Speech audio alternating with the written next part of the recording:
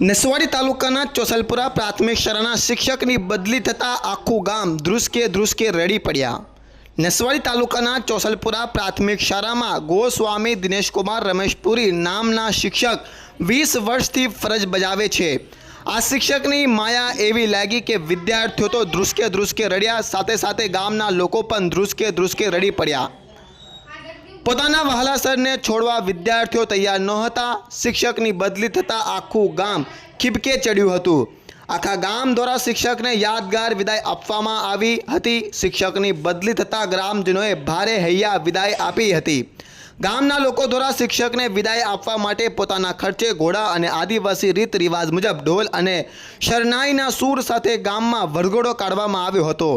ગામના વિદ્યાર્થીઓ, મહિલાઓ અને આગેવાનો દ્વારા તેઓના ભીની આંખે ફુલહાર પહેરાવીને વિદાય આપી હતી।